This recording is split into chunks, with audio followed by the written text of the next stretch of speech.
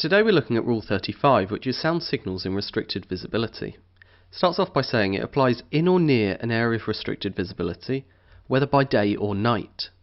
And you need to use the signals prescribed in this rule as follows. Power-driven vessel making way through the water shall sound at intervals of not more than 2 minutes, one prolonged blast. And by power-driven vessel we literally mean any vessel propelled by machinery. That can even include a sailing vessel if it's running its engines. They need to continue that until they stop, because a power-driven vessel underway but stopped and making no way through the water shall sound at intervals of not more than 2 minutes, 2 prolonged blasts, with an interval of about 2 seconds between them. So these are those same vessels. As soon as they've stopped in the water, they've got to change their sound signal. Then the rest of the vessels, so we're talking not under command, restricted in ability to manoeuvre, constrained by draft, sailing vessel, engaged in fishing, engaged in towing or pushing another vessel, shall, instead of those 2 previous sets of signals, sound at intervals of not more than 2 minutes, 3 blasts in succession, 1 prolonged, followed by 2 short blasts. And this is the same as the Morse delta, which means I am manoeuvring with difficulty. And then we go on to paragraph D, which says a vessel engaged in fishing when at anchor, and a vessel restricted in ability to manoeuvre when carrying out her work at anchor, shall, instead of the signals prescribed in paragraph G, which we're going to see shortly, these are anchor signals, shall sound the signals prescribed in paragraph C. So the ones that we've just talked about, if you're fishing at anchor or carrying out your work at anchor, you've got to still be sounding this Morse delta, 1 prolonged followed by 2 short blasts. Paragraph D, a vessel towed, or if more than one vessel is towed, the last vessel of the tow, if manned, shall at intervals of not more than 2 minutes sound 4 blasts in succession, namely 1 prolonged followed by 3 short blasts. When practicable, this signal shall be made immediately after the signal made by the towing vessel. So you can see these vessels here. Of course, the towing vessel is going to sound 1 prolonged followed by 2 short blasts.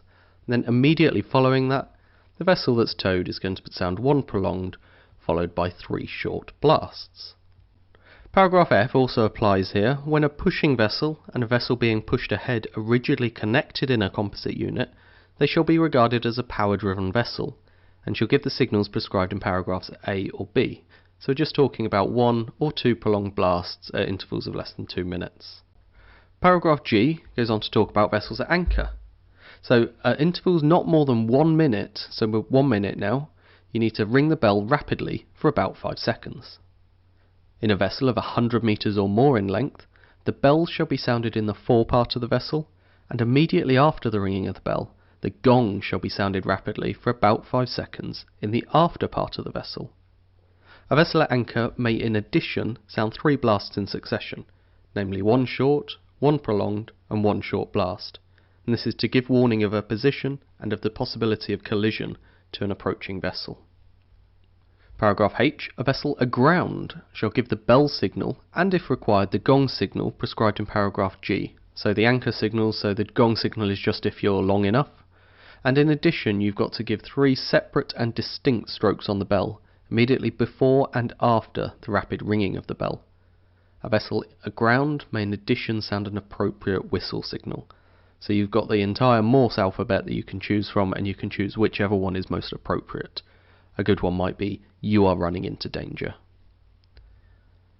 Paragraph I, a vessel of 12 metres or more, but less than 20, so basically if you're between 12 and 20 metres, you shall not be obliged to give the bell signals prescribed in paragraph G and H of this rule. However, if you don't, you shall make some other efficient sound signal at intervals of not more than 2 minutes. So we're just talking about anchored vessels and vessels aground. Paragraph J, vessel of less than 12 metres in length shall not be obliged to give the above mentioned signals, but if she does not, she shall make some other efficient sound signal at intervals of not more than 2 minutes. And finally, paragraph K, a pilot vessel engaged on pilotage duty may, in addition to the signals prescribed in paragraph A or B or G of this rule, so we're talking about underway, stopped and not making any way, and if she's at anchor, she can sound this identity signal, which corresponds with the hotel flag, which is the pilot flag, and it's simply 4 short blasts. These of course are just indicating that you've got a pilot on board. And that brings us to the end of Rule 35. Hopefully you found the information interesting. Until next time, thank you for watching, and goodbye.